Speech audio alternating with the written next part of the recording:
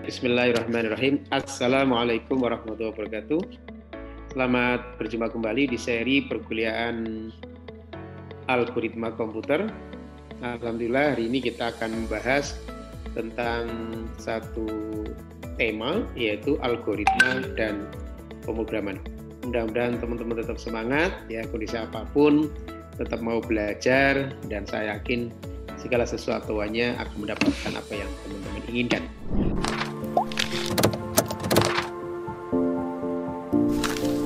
Oke, baik, terkait dengan algoritma, bicara tentang algoritma, sadar atau tidak sadar, teman-teman sebetulnya sudah melakukan apa itu algoritma.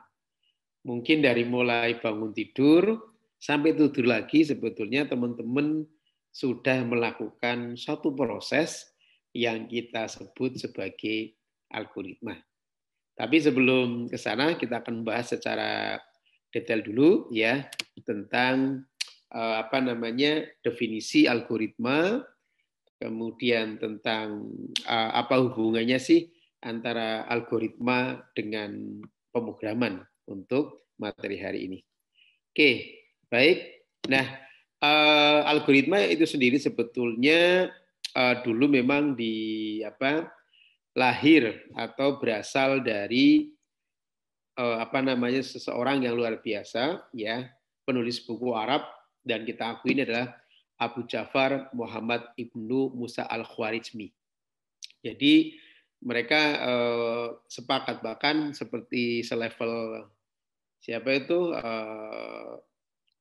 Mark Zuckerberg gitu ya, salah satu pendiri Facebook atau orang-orang hebat-hebat di dunia IT, mereka mengatakan bahwa semua ini tidak akan mungkin terjadi jika tidak ada yang bernama Abu Ja'far Muhammad ibnu Musa al-Khwarizmi. Jadi beliaulah yang memang menemukan satu ilmu-ilmu yang terkait dengan masalah aljabar, ya, atau sering disebut sebagai algebra, ya.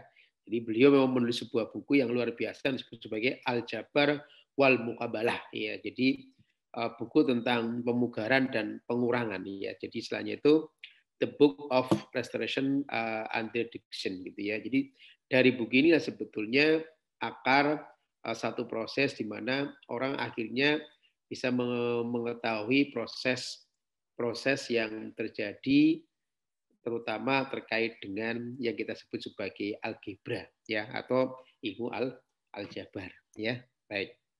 Oke. Jadi itu ya, karena dulu kan orang barat tidak bisa menyebutkan al-Khwarizmi gitu ya. Jadi dialeknya berbeda, sehingga akhirnya ya sudah orang bicara tentang mengatakan algebra itu ya algoritma itu sendiri gitu. Jadi satu proses bagaimana orang akan menyelesaikan satu masalah secara bertahap, ya kan? Bagaimana melakukan calculating atau perhitungan-perhitungan yang pada akhirnya untuk menyelesaikan suatu masalah, gitu ya. Oke, kita tidak boleh lupakan sejarah, ya. Oke. Nah, sebetulnya apa itu algoritma? Ya, tadi sudah saya sampaikan di awal, algoritma itu adalah urutan langkah-langkah yang logis. Jadi pada saat teman-teman menemukan satu masalah, ya, mengidentifikasi suatu masalah, tentunya kan ingin menyelesaikan. Nah, pada saat Anda ingin menyelesaikan, kan butuh yang namanya proses, tahapan-tahapan untuk menyelesaikan. Jadi urutan langkah-langkah yang logis. Kenapa logis? Karena kalau bicara tentang logik berarti sesuatu yang bisa dinalar. Segala sesuatu yang terselesaikan, bisa diselesaikan, ya, yang disusun secara sistematis dan logis. Nah, gitu, ya. Karena di sini logis tadi merupakan kata kunci dalam algoritma, karena segala sesuatunya bisa diselesaikan, ya, melalui proses suatu penalaran, ya, yang kemudian proses algoritma itu dapat ditentukan apakah bernilai benar atau salah, ya kan, prosesnya. Ingat di mata kuliah atau di sub materi tentang logika proporsional, teman-teman sudah kami ajarkan atau sudah bicara tentang bagaimana proses penalaran yang kemudian teman-teman bisa membuat sebuah kalimat-kalimat logika yang kemudian kalimat-kalimat logika itu dalam suatu pernyataan bisa ditentukan apakah benar atau salah, kan gitu ya. Oke. Nah, dalam Kamus Besar Bahasa Indonesia algoritma itu adalah urutan logis sama ya. Urutan logis yang digunakan untuk pengambilan keputusan untuk memecahkan satu masalah. Jadi algoritma prinsipnya adalah problem solving. Bagaimana Anda mendefinisikan satu masalah, ya, Anda mencoba untuk mendefinisikan satu masalah dan menyelesaikan masalah itu. Dengan cara apa? Dengan langkah-langkah yang ditentukan oleh kalian semua, yaitu algoritma. Oke. Nah, contoh yang paling sederhana misalkan di sini ya, ada 2 buah gelas ya. Sebelah kiri ya, kalau dari saya sebelah kiri ya, itu adalah berisi teh, sebelah kanan berisi kopi. Ya, pertanyaannya adalah bagaimana sih agar yang gelas sebelah kiri yang tadi berisi teh akan menjadi kopi dan yang sebelah kanan yang berisi kopi akan menjadi teh. Nah, ini kan berarti proses ada pertukaran ya. Cuma kan nggak mungkin kalau kita 2 gelas itu kemudian dicalke ya, dicalke istilahnya apa ya? Ditukar secara langsung, kan begitu ya. Jadi bagaimana sih terjadi bahwa yang tadinya teh menjadi kopi, yang tadinya kopi menjadi teh. Nah, ini kan satu problem. Contoh sederhana saja. Berarti di sini perlu satu satu penalaran bagaimana cara menyelesaikan masalah ini. Apa yang harus kita lakukan? Tahapan-tahapannya seperti apa sih? Nah, ya. Jadi di sini ada gelas A ya, berisi kopi misalkan di sebelah kanan saya dan gelas B berisi teh. Jika kita menginginkan untuk menukar kedua isi gelas tersebut sehingga gelas A akan berisi teh dan gelas B akan berisi kopi. Bagaimana cara prosesnya? Nah, ya kan? Berarti kan Anda harus mengurutkan bagaimana penyelesaiannya. Oke. Maka proses yang akan Anda lakukan, tahapan-tahapan yang digunakan untuk menyelesaikan satu masalah ini secara logik dan sistematis itu bagian atau yang disebut sebagai proses algoritma. Contoh, ya. Pertama siapkan gelas cadangan X ya. Jadi ini gelas X ini adalah gelas kosong ya. Jadi sebagai tempat istilahnya akan digunakan sebagai penampungan sementara. Jadi ada siapkan gelas cadangan X gitu ya. Oke. Kemudian tuangkan gelas yang tadi berisi teh, ya kan? Yang tadi berisi teh ditukar ke gelas yang kosong tadi, kan begitu. Jadi nggak bisa kita langsung ditukar gitu kan, tentunya kan mungkin tumpah atau ya jadi tidak pas gitu kan. Kemudian tuangkan gelas kopi, ya kan, yang tadi ke gelas yang tadi berisi teh, tapi tehnya sudah kosong, ya kan? Berarti kalau sampai di sini yang tadinya berisi teh sudah berisi kopi. Berarti yang tadi gelas tehnya diletakkan di gelas yang kosong. Maka tahap berikutnya gelas cadangan tadi, yang isi gelas cadangan tadi ini ya, yang ini ya, maka dipindah ke yang gelas kopi. Maka otomatis sudah dipastikan bahwa yang tadinya gelas teh menjadi berisi kopi, yang tadinya berisi kopi sudah berubah menjadi teh. Nah, ini lihat tahapan ya. Siapkan gelas cadangan, tuangkan gelas yang berisi teh. Nah, ini adalah tahapan yang sistematis ya dan logis untuk menyelesaikan suatu masalah. Itulah yang kita sebut sebagai algoritma. Jadi mudah, teman-teman. Ya. Nah, dalam kasus processing di komputer, tentunya Anda juga akan menyelesaikan masalah-masalah yang kemudian diproses oleh komputer. Kan begitu, ya. Sama.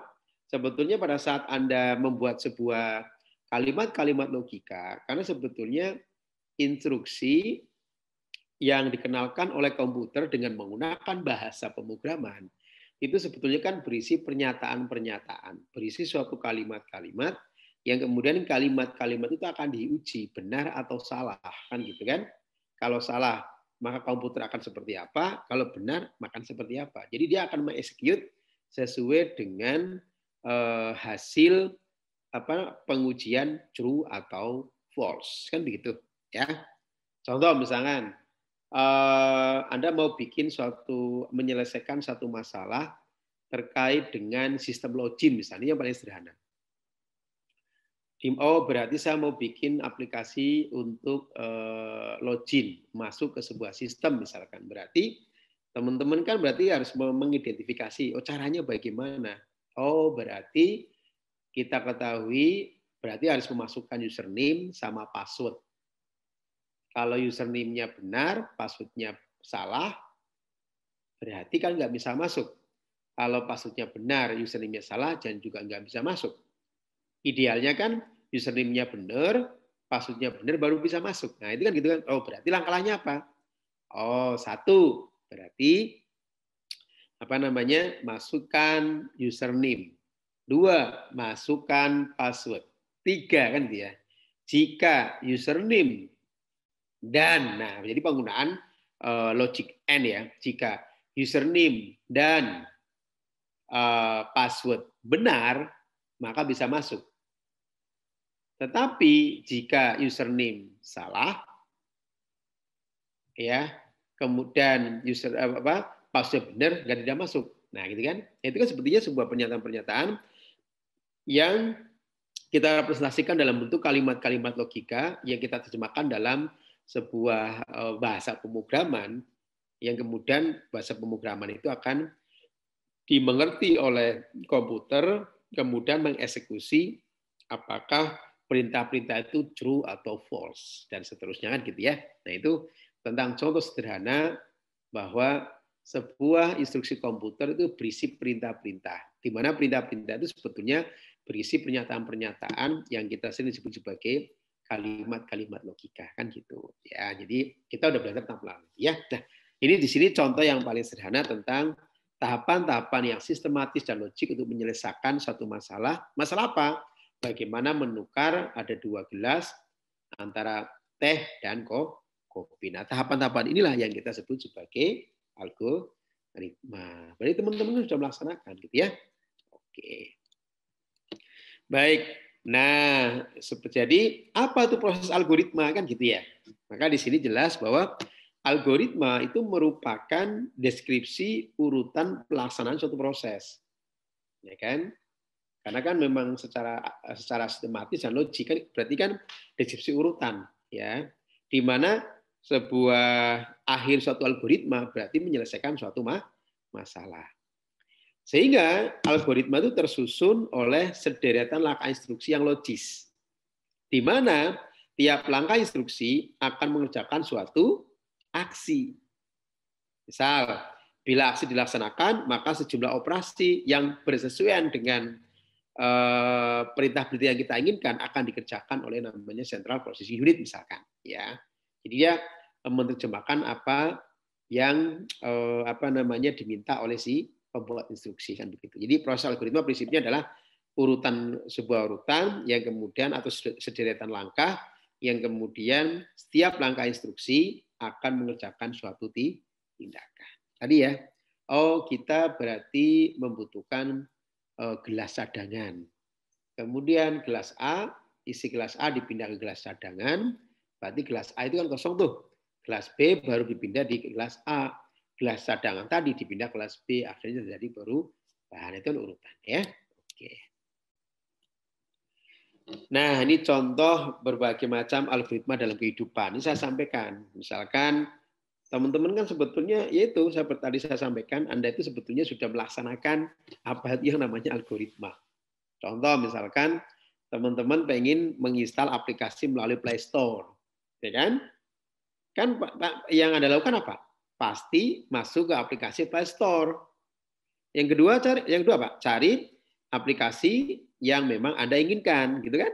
Yang ketiga, otomatis setelah Anda cari, dia akan menampilkan apa yang Anda cari.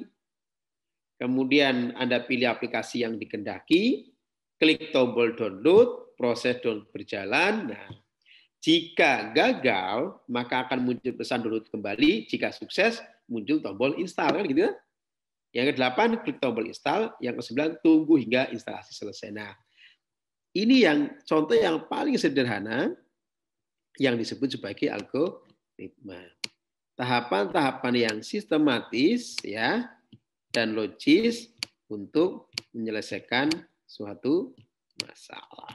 Apa ini? Contoh dalam kehidupan sehari-hari. Apalagi banyak nih sebenarnya ya. Ini contoh aja dalam kehidupan sehari-hari. Mungkin bikin mie rebus juga ada tahapan-tahapannya. Mungkin Anda ingin mencuci pakaian di mesin cuci, mesti ada tahapan-tahapannya, ya kan?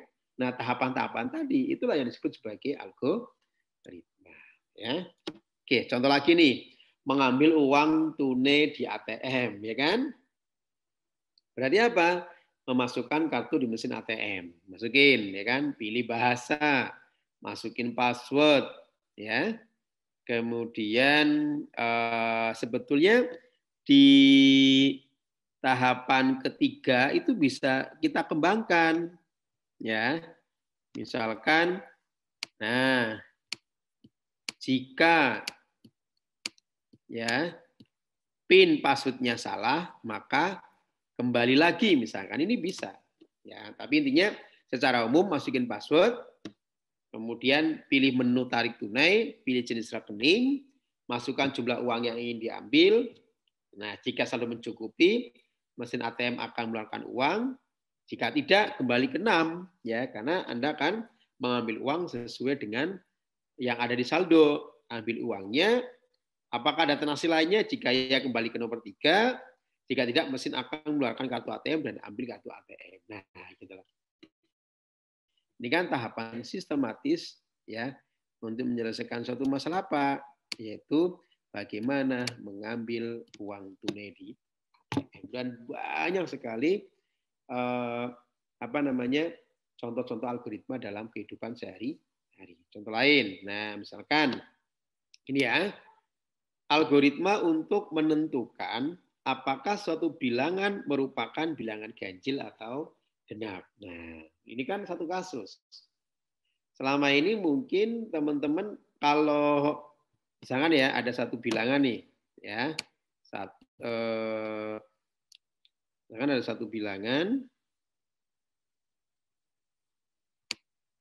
Oh, sorry. Oke. Ya. Oke. Misalkan ada satu bilangan, saya klik ini dulu, ya. Ada 1, 2, 3, 4, misalkan 5 lah, ini contoh aja ya. Anda mungkin sudah tahu, oh kalau 1 itu bilangan ganjil, 1, 3, dan 5 itu bilangan ganjil. Oh kalau 2, ya, dan 4 itu adalah bilangan genap. Anda udah tahu, ya kan? Karena dia diajarkan. Nah, kenapa disebut sebagai bilangan ganjil? Kenapa disebut sebagai bilangan genap? Ini yang jadi masalah, gitu loh.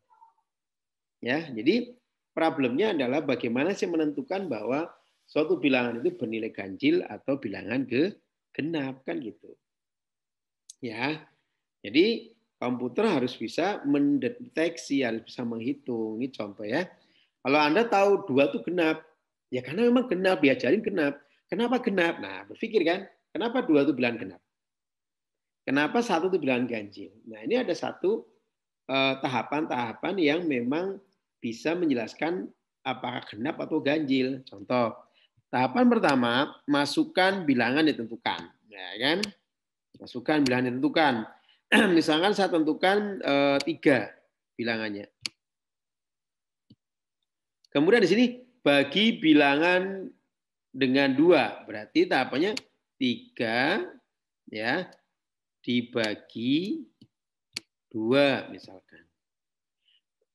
Hitung sisa hasil bagi pada B. Nah, berarti ini yang dihitung adalah sisa hasil bagi. Ya, ternyata jika sisa hasil bagi sama dengan 0, maka bilangan genap. Jika sisa hasil baginya sama dengan 1, maka bilangan ganjil. Nah, kenapa kok 1 itu bilangan ganjil? Karena setiap setiap dibagi 2, sisanya pasti 1. Kenapa 2 itu sama dengan genap? Karena setiap sisa hasil bagi 2 itu pasti 0. Ya. Jadi sering disebut sebagai fungsi div. Ya. Jadi kalau 2 div ya 2 ya div 2 oke ya 2 div 2 itu sama dengan 0. Artinya 2 sisa hasil bagi 2 itu 0, berarti pasti bilangan genap. Tapi kalau misalkan 3 ya div misalkan 2 pasti sama dengan 1. Berarti setiap bilangan yang sisa hasil bagi 2 sama dengan 1 pasti dia adalah ganjil. Nah, gitulah. Nah, jadi di sini Anda bisa mengidentifikasi bahwa kenapa sebuah bilangan disebut sebagai ganjil, kenapa suatu bilangan disebut sebagai genap. Karena memang logiknya seperti itu. Ya, ini contoh bagaimana menentukan apakah suatu bilangan merupakan bilangan ganjil atau genap, kan gitu. Ya, oke. Ntar proses-proses berikutnya kita akan mencontohkan ya. Baik. Oke, nah apa sih hubungan antara algoritma dan pemrograman? Jadi seperti yang saya sampaikan bahwa komputer itu hanyalah salah satu pemproses. Artinya sebuah komputer bisa mengeksekusi, bisa mengerti, menjalankan apa instruksi-instruksi apa yang kamu berikan, ya, maka algoritma yang tadi Anda susun, ya, harus dirubah dulu ke dalam notasi bahasa pemrograman. Ya, jadi tadi misalkan Anda punya problem, problemnya saya pengen menyelesaikan menghitung apakah suatu deret nilai ganjil atau genap. Tahapan-tahapannya tadi udah Anda buat kan, yang ini tadi. Nah, kemudian dari algoritma ini teman-teman, ya ini kan tahapan-tahapan ya. Ini otomatis akan diproses oleh komputer, ya kan? Nah, komputer itu bisa menerjemahkan apa yang Anda instruksikan, maka harus dirubah dulu ke dalam bentuk yang namanya notasi bahasa pemrograman. Ya. Pakai apa? Bisa pakai Python, bisa pakai Java, bisa Pascal, bisa C++, atau apapun. Ya. Jadi dirubah dulu ke dalam bentuk bahasa pemrograman. Sehingga apa? Bisa dimengerti oleh komputer, kemudian proses, ya istilahnya terjadi namanya compiler dan interpreter. Compiler itu berarti kalau interpreter itu adalah akan menerjemahkan kesalahan-kesalahan dalam penulisan program atau sintaks program, sedangkan compiler itu adalah merubah dari bahasa atau notasi bahasa pemrograman ke dalam bentuk bahasa mesin. Istilahnya begitu. Kalau dalam bentuk bahasa mesin, berarti komputer bisa langsung mengeksekusi atau menjalankan. Kan gitu ya. Nah, itu langsung sebagai program. Jadi program itu adalah perwujudan atau implementasi teknis dari algoritma yang ditulis dalam bahasa pemrograman tertentu sehingga dapat dilaksanakan oleh komputer. Kan gitu ya. Jadi hubungan antara algoritma dan pemrograman. Ya, proses untuk membuat suatu program dengan menggunakan bahasa pemrograman itulah yang kita sebut sebagai pemrograman. Kan gitu ya. Sehingga ini basic banget. kemampuan logika Anda, kemampuan logik penalaran Anda, pemahaman tentang dasar-dasar bagaimana Anda menyelesaikan satu masalah itu sangat penting di dalam materi-materi pemrograman. Jadi kalau ada logika, programming, algoritma, logika dan algoritma itu adalah basic kemampuan dasar untuk Anda bisa membuat suatu program, kan gitu ya.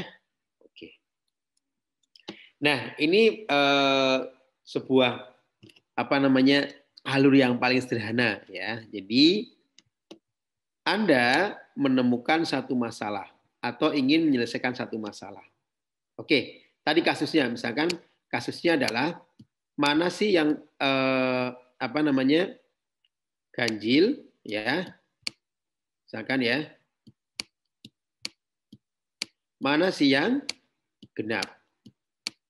Nah, ya kan? Mana yang genap?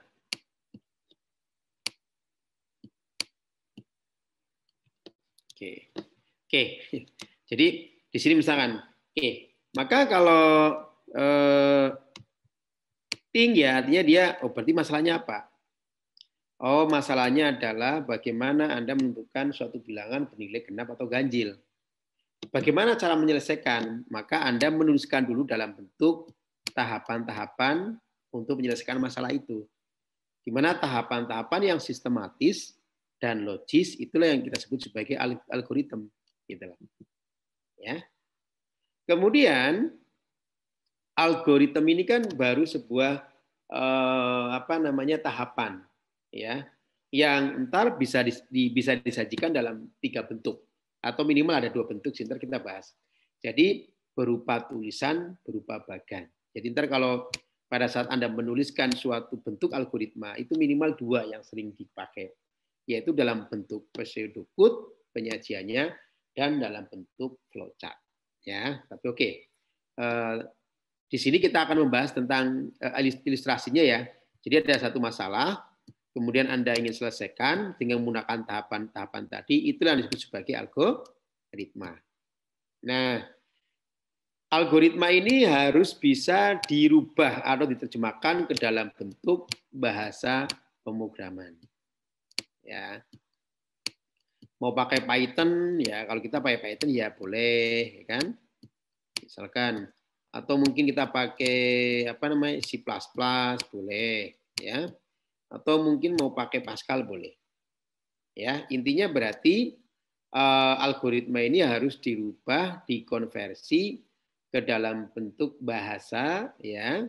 Apakah tadi Pascal, Python atau yang lain, ya. Yang kemudian prosesnya itulah yang kita sebut sebagai programming. Ya. Jadi menerjemahkan suatu algoritma ke dalam bentuk kode-kode program, di mana setelah itu ada satu proses, yaitu menerjemahkan bahasa-bahasa programming tadi ke dalam bentuk bahasa mesin yang bisa dimengerti oleh komputer, sehingga komputer itu bisa menerjemahkan, menjalankan apa yang Anda instruksikan, kan gitu. Ya, oke. Sehingga yang ketiga, komputer langsung bisa menerjemahkan. Nah, itu maksudnya. Ya, ini yang urutan-urutan yang teman-teman akan lakukan. Contoh, ya. Nah, tadi kan gambarnya seperti ini ya. Oke, jadi misalkan pertama itu ada problem, ya kan? Ada problem. Contoh misalkan di sini kebetulan problemnya, dok, kepala saya sakit, ini misalkan saja. Kemudian ada sebagai seorang analis menganalisa, melakukan problem specification. Kira-kira kenapa kok orang ini sakit kepala? Ternyata ditemukan bahwa dia terindikasi atau dari hasil analisa pasien ada penyumbatan pada anterior parietal lobe misalkan, ya. Kan ini. Jadi kita sudah mengetahui, ya.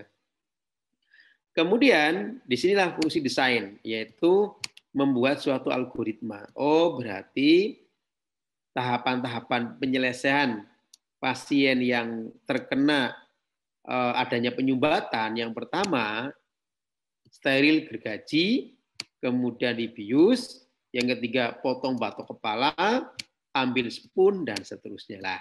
Ini kan tahapan-tahapan inilah yang kita sebut sebagai algoritma, kan gitu.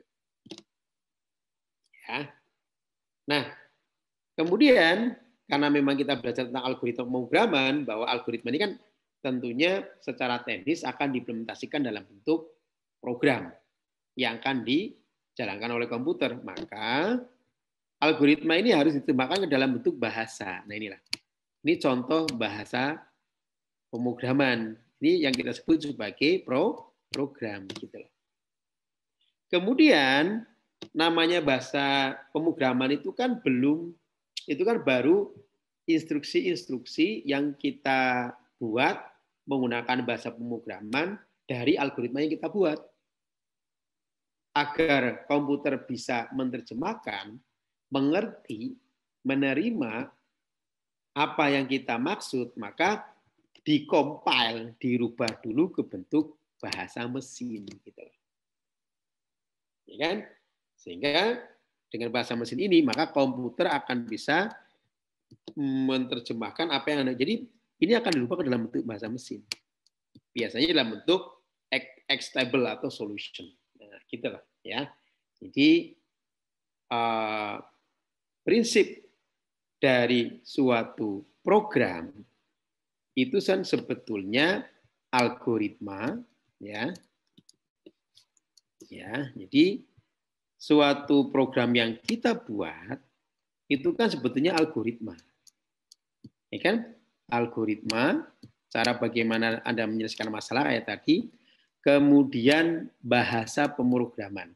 Karena akan diterjemahkan dalam bentuk bahasa pemrograman yang kemudian akan dikompil menjadi bahasa mesin, itulah yang disebut sebagai program. Karena program itu apa? Realisasi dari proses algoritma. Nah, sehingga algoritma itu kan berisi instruksi tadi kan, kumpulan instruksi-instruksi yang terdiri, kumpulan instruksi yang tersendiri yang biasanya disebut sebagai shortcut yang dibuat oleh programming, inilah disebut sebagai program. Program itu apa sih? Realisasi dari algoritma yang Anda buat. Kenapa butuh algoritma? Karena ada suatu masalah. Kita harus menyelesaikan tahapan-tahapannya, gitu kan? Kemudian apa hubungan dengan bahasa? Harus dirubah, saya ulang lagi, dalam bentuk bahasa pemrograman, gitu lah. Ya kan? Kemudian dikompil menjadilah sebuah bahasa mesin dan komputer bisa menerjemahkan apa yang kita inginkan, kan gitu, ya. Oke. Baik, tapi sekarang dengan perkembangan dan berbagai macam tool untuk compiler dan interpreter itu sekarang sudah langsung online ada. Kalau dulu kan kita harus install, misalnya kita mau bikin Python ya, istilahnya bikin Python, aplikasi program Python, maka kita harus install interface ya atau tool yang digunakan untuk mengcompile dan menerjemahkan bahasa pemrograman Python. Tapi kalau sekarang sudah banyak interpreter atau compiler yang sifatnya online. Jadi tanpa Anda menginstal tools atau software untuk menerjemahkan sebuah bahasa tertentu, Anda bisa langsung menggunakan online, ya. Oke. Baik, ini tentang apa itu program. Jadi program itu sebetulnya adalah realisasi dari algoritma. Karena program itu sebetulnya terdiri dari algoritma ditambah dengan bahasa pemrograman yang Anda pakai. Oke, ya. Baik. Nah, contoh yuk kasus misalkan ya. Oke. Ada satu kasus ya, merancang algoritma untuk menambahkan 2 angka dan menampilkan. Nah, ini kan sederhana sangat ya. Ingat, di sini menambahkan 2 angka kemudian menampilkan hasilnya, kan gitu. Ya kan? Nah, oke. Sekarang kita menggunakan langkah-langkah untuk menyelesaikan ini, ya kan? Ini menggunakan structure nih, ya. Inilah yang kita sebut sebagai algoritma, kan gitu. Ya kan? Nah, ya enggak? 1 mulai, biasanya gitu ya. star atau N. Mendeklarasikan 3 bilangan, yaitu A, B, dan C, di mana algoritma untuk A itu untuk menampung angka yang pertama, sedangkan B itu untuk menampung angka yang kedua, sedangkan C untuk menampung hasil, kan gitu. Ya. Oke. Ya. Maka di sini tentukan nilai A dan B. Berarti ini adalah langkah ketiga, nilai A-nya berapa, nilai B-nya berapa. Kemudian tambahkan A dan B, berarti menggunakan operator penjumlahan.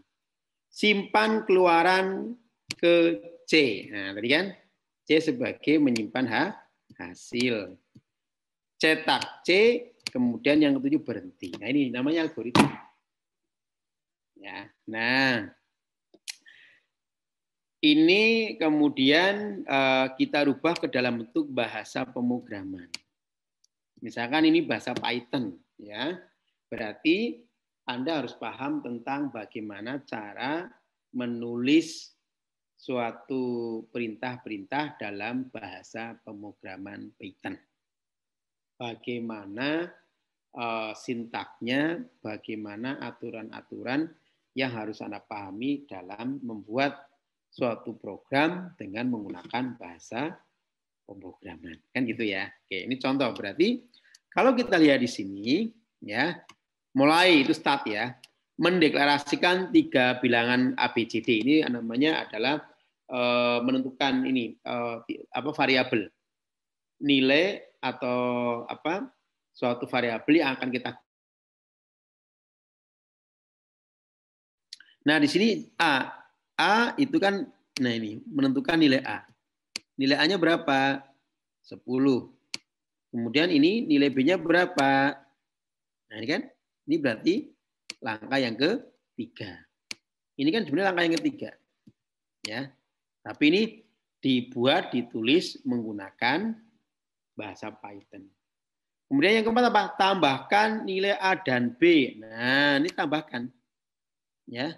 Tambahkan nilai A dan B. Cuma langsung 4 dan disimpan C. Berarti ini masuk langkah ke-4 dan ke-5. Kan gitu ya. Kemudian cetak C, print C. Ini berarti yang ke-6. Gitu lah. Nah, yang Anda tulis ini adalah sintak atau perintah-perintah menggunakan bahasa Python. Kan gitu toh. Nah, jadi kalau salah pasti akan error. Karena di sini sebetulnya sudah ada satu proses interpreter dan compiler. Pada saat print C menjadi 40, nah berarti komputer bisa menerjemahkan, ya. Nah, A-nya 10, B-nya 30, C-nya A plus B, print C. A-nya 10, kemudian B-nya 30, maka C-nya adalah menjadi 40. Nah, 40 ini adalah langkah yang ke-6 tadi. Ini hasilnya. Nah, gitu lah. Ya. Jadi ini contoh bagaimana menerjemahkan dari algoritma yang Anda buat ke dalam bentuk bahasa pemrograman. Ya, jangan khawatir, ini kan baru tahapan pengenalan ya. Jadi besok proses berikutnya bagaimana sih cara menyajikan algoritma, itu sangat penting. Ya. Oke, karena ada strukturnya. Oke, jadi contoh bagaimana mendefinisikan suatu masalah diselesaikan dengan bentuk algoritma, diterjemahkan dalam bentuk bahasa pemrograman, kemudian bisa dijalankan oleh komputer. Nah, ini contoh.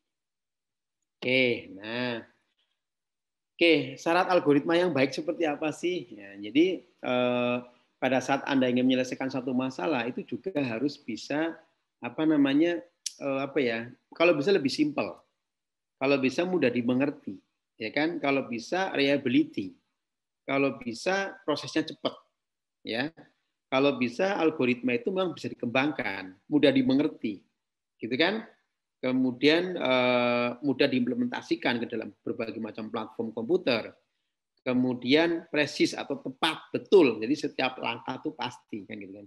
Itu algoritma yang baik, ya. Jadi misalkan contohnya gini, pada saat Anda mau ke Malioboro, kasusnya kan ke Malioboro, berarti Anda kalau rumahnya Purwomartani, berarti dari Purwomartani langsung ke ring road, kemudian langsung ke Jalan Solo, kemudian ke jalan langsung ke Tugu, ke jalan aku lupa ya, itu langsung Malioboro. Tapi Anda mau ke Malioboro, tapi dari Purwomartani, kemudian mampir ke Klaten, muter lagi ke Wonosari, masuk lagi ke mana, dan ke Malioboro. Intinya dua proses tadi itu sama-sama mau ke Malioboro. Sama-sama punya masalah bagaimana biar sampai ke Malioboro.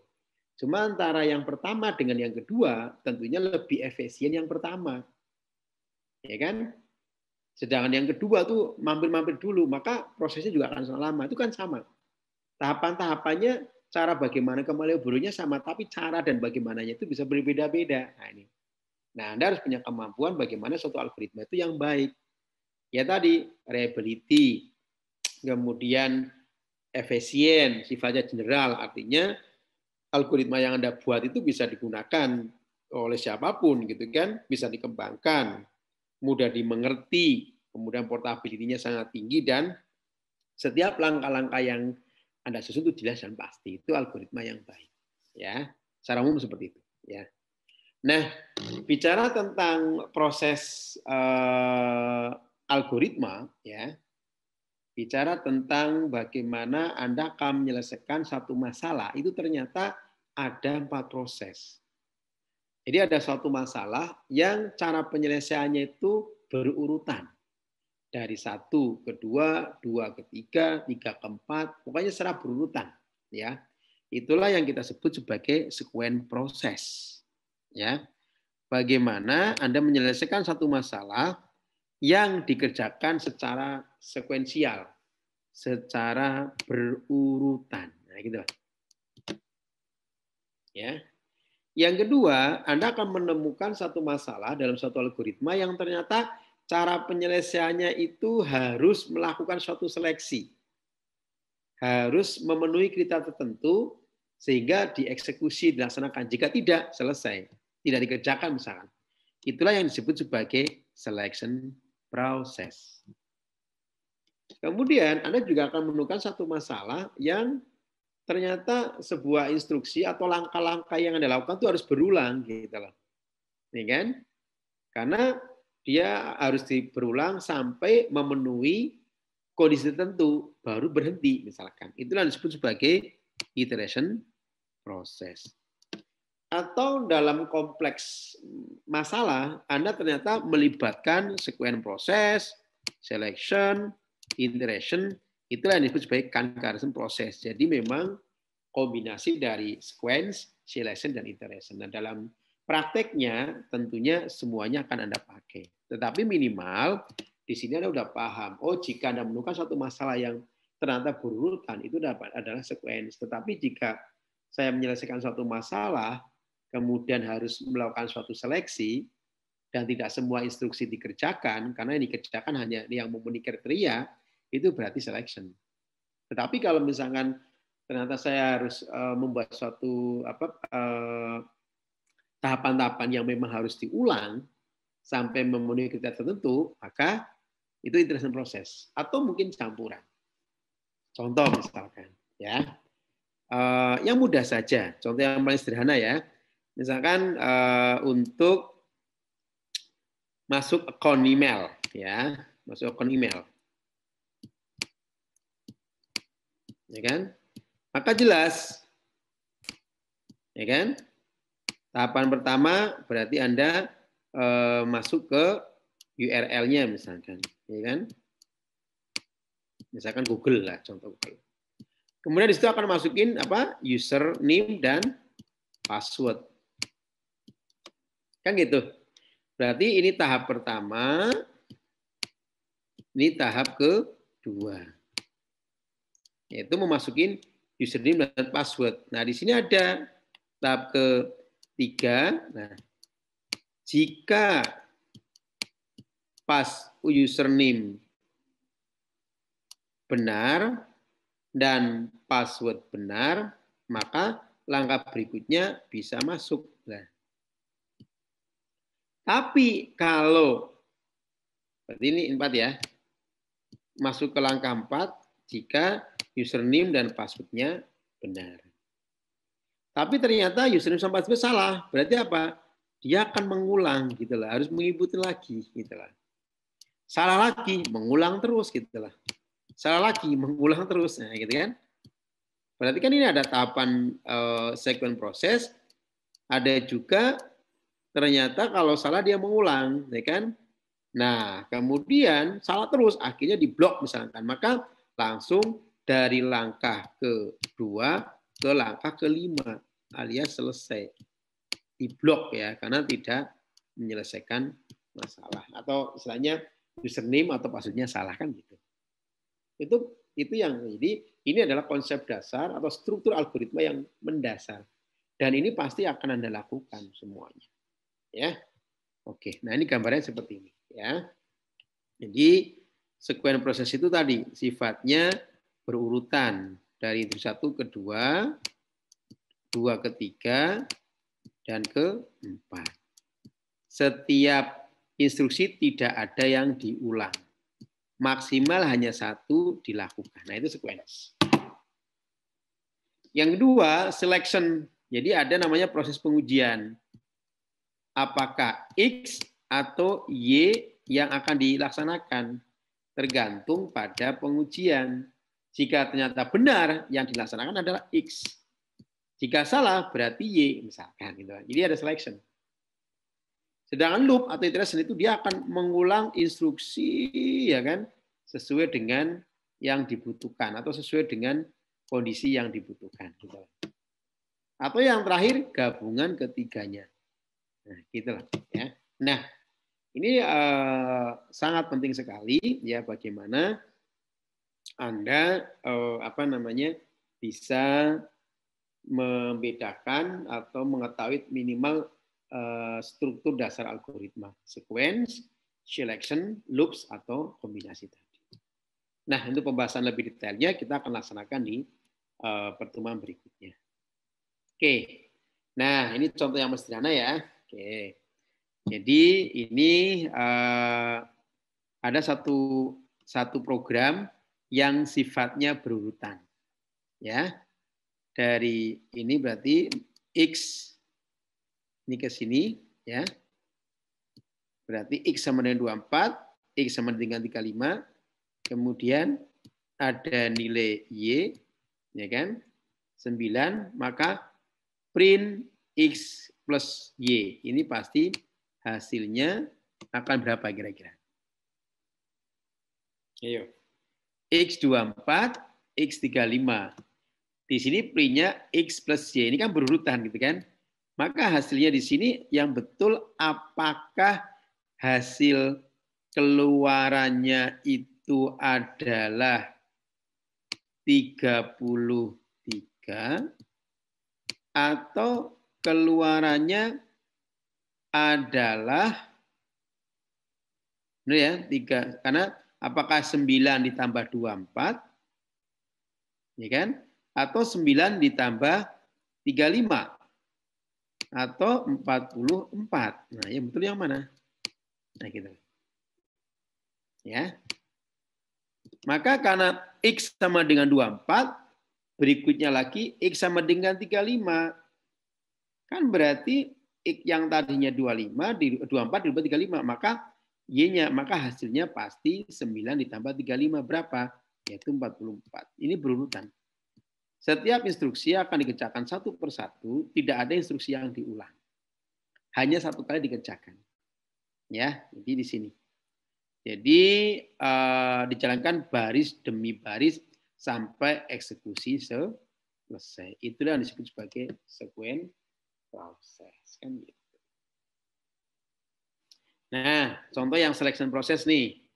Ini ada nilai A 33, nilai B 200. Nah, di sini ini adalah contoh notasi yang bisa kita gunakan pada saat menyelesaikan selection proses menggunakan if then. Ya, masih ingat ya kemarin? Nah, cuma karena di sini menggunakan Python, maka penulisan format atau notasi algoritmik itu harus sesuai dengan penulisan menggunakan Python. Jadi if jika B lebih besar sama dengan A, maka, nah gitu kan? If then, tapi dia menggunakan titik 2 ya.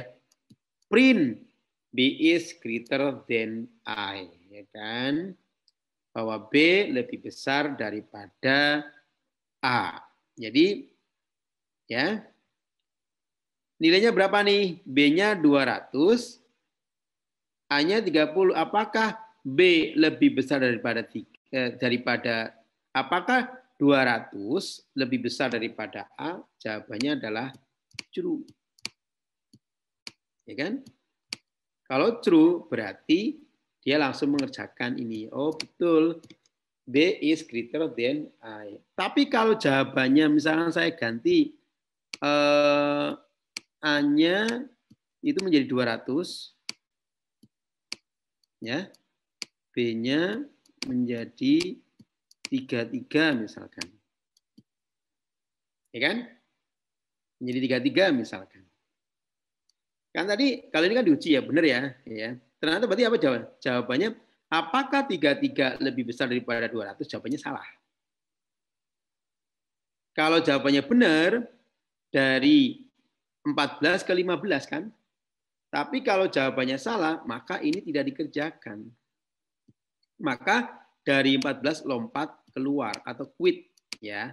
Artinya program selesai. Kenapa tidak ada dijalankan? Kenapa? Statusnya adalah salah. Nah, itu ya. Ini contoh satu penyelesaian yang Anda lakukan dengan menggunakan yang namanya selection process ya. Oke. Terakhir adalah iteration prosesnya. Jadi misalnya ada sebuah nilai deret Y 1, 2, 3, 4 menggunakan notasi for. Number, ini adalah variabelnya Y. Dia akan menampilkan number menggunakan for. For itu adalah notasi perulangan. Dari 1 sampai 4. Maka di sini akan muncul nilainya adalah mengulang ke 1, kedua, ketiga, dan ke 4. Kenapa ini namanya mengulang? Selama sebelum nilainya sampai 4, dia akan selalu mengulang. Ya, ini yang disebut sebagai proses perulangan. Nah, ini konsep dasar tentang struktur algoritma. Tapi seulang lagi dalam prakteknya pasti Anda akan menggunakan ketiga-tiganya. Gitu. Oke, teman-teman.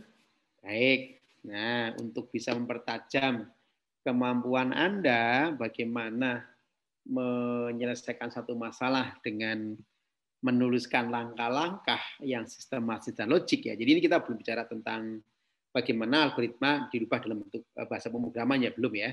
Tapi di sini saya akan lebih menekankan Anda belajar dulu bagaimana sih menyelesaikan satu masalah-masalah yang Anda hadapi.